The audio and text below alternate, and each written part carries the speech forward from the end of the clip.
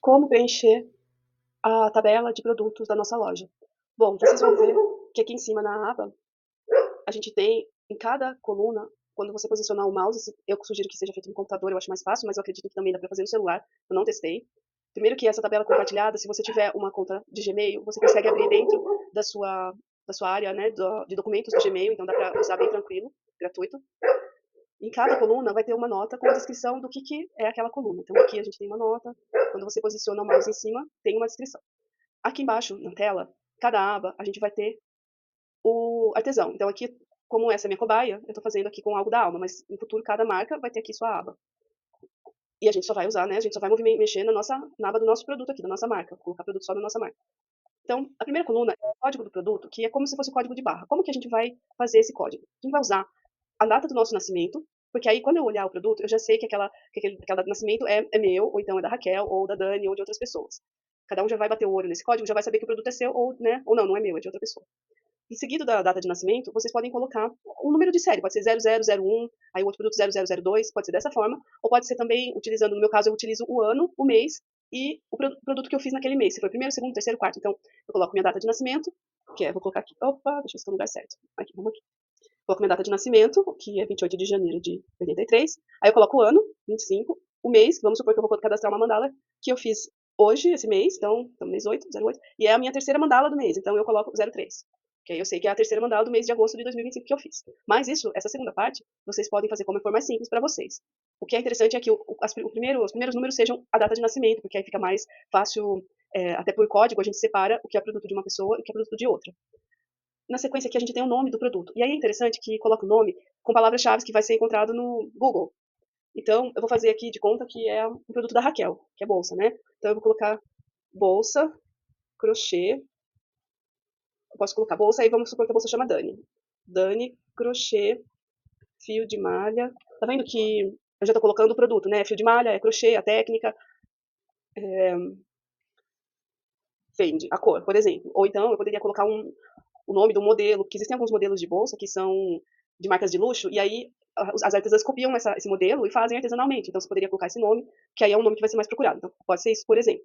Agora, a descrição, eu vou colocar todas as características físicas do produto e as características que não são visíveis, que eu quero passar para o cliente. Eu quero aqui construir um certo desejo de compra do cliente, né? Então, é importante colocar aquelas características que são mais, assim, abstratas, como sofisticação, exclusividade, ou é, cara do verão, coisas desse tipo. Então, vamos fazer de conta aqui, né? Então, a descrição, bolsa em crochê sofisticado,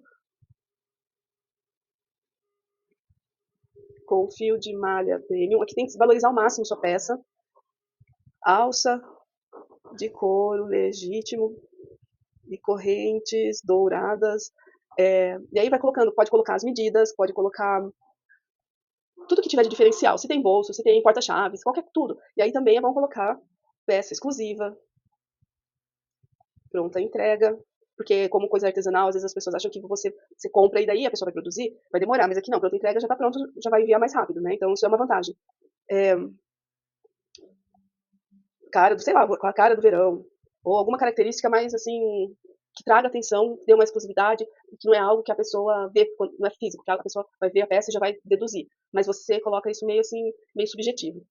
Essa parte da descrição, não precisa se preocupar em colocar as frases todas com uma escrita muito detalhada, assim, muito tão caprichada, é mais colocar as características que são importantes para vocês. Por quê? Isso eu vou jogar no chat GPT e vou pedir para ele fazer uma ficha técnica.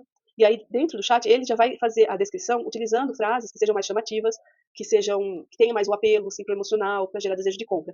O que é importante é que vocês coloquem as características que vocês querem dar para a peça, porque isso o chat GPT não vai saber se eu não falar, tá bom? Então pronto, a descrição tá aí.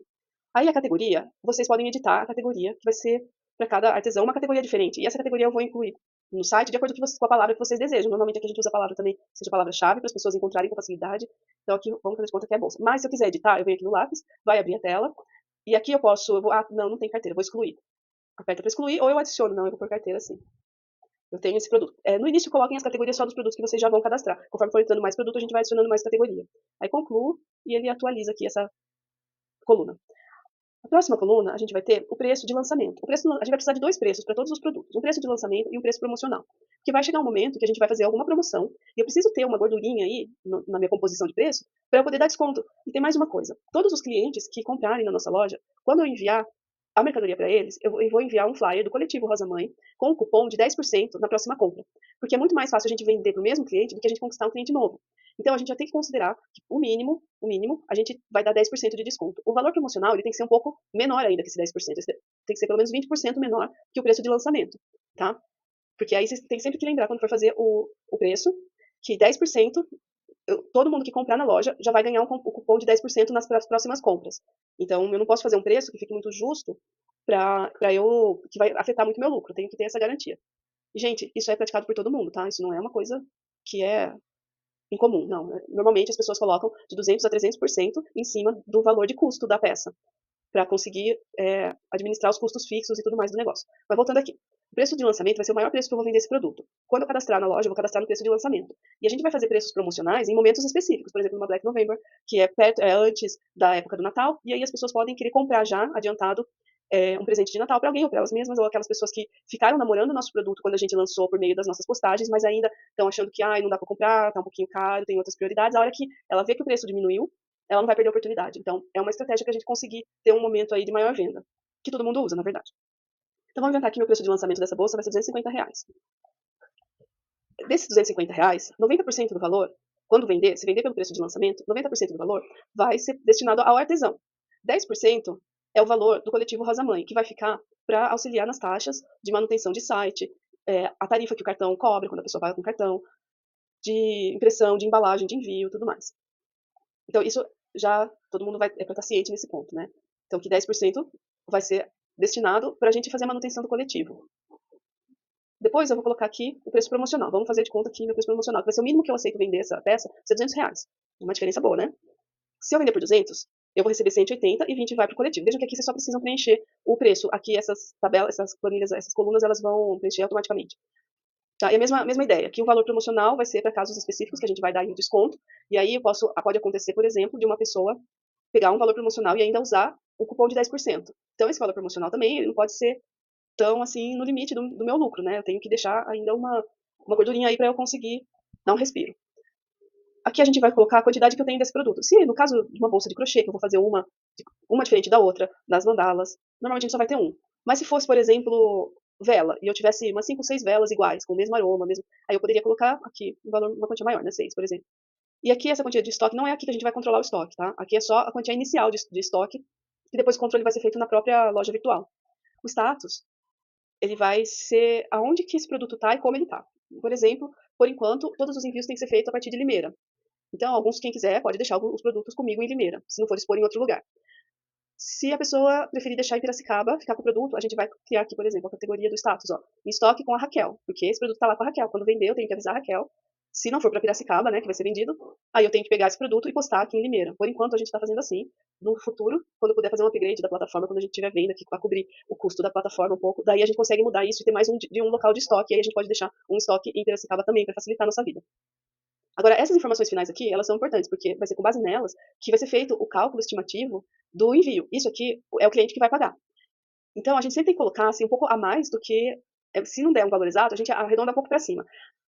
Essas medidas a gente deve fazer, normalmente a gente faz do produto já embalado para envio. No entanto, como eu posso fornecer a embalagem de plástico bolha e a embalagem do papel craft em plástico bolha, esse papel aqui, então, eu posso fornecer essa embalagem, que é a embalagem que eu tenho. Aí vocês colocam somente o peso e a medida do produto de vocês. Ou se vocês quiserem adicionar uma embalagem já final para envio, por exemplo, que é colocar numa caixa, daí você vai comprar, sei lá, uma quantia de caixas e essas caixas vão ser já um padrão. Você coloca as medidas da caixa e pesa a caixa com o produto dentro. Lembrando sempre que a gente vai ter um cupom de desconto eita, esqueci o nome. Com um código de desconto. Esqueci o nome. Um cupom de desconto para mandar para quem já é cliente, né? Então, até posso deixar um pouco com cada um para poder, se a pessoa já quiser colocar na embalagem. Não é um cupom que tá a minha marca, é um cupom que tá do coletivo Rosa Mãe, então ele vai valer para toda a página. E é interessante porque às vezes a pessoa pode ter comprado uma mandala, mas ela se interessou também por uma bolsa, e aí ela recebe a mandala dela, e aí quando ela vê o cupom, ela já fica estimulada a gastar mais, comprando um outro produto. Mas é isso, então voltando aqui, o peso tem que ser o peso em quilos, então vamos supor que a minha bolsa ela pesa 800 gramas, então eu coloco 0,8, que 800 gramas é 0,8 quilos. O comprimento, aí eu vou colocar 50 centímetros, eu não tô inventando, eu não sei. A largura vai ser 40 centímetros e a altura 15. Tá? Isso aqui eu tô tudo inventando, mas tem que ser medido certinho. Se acontecer da medida aqui, ela ficar...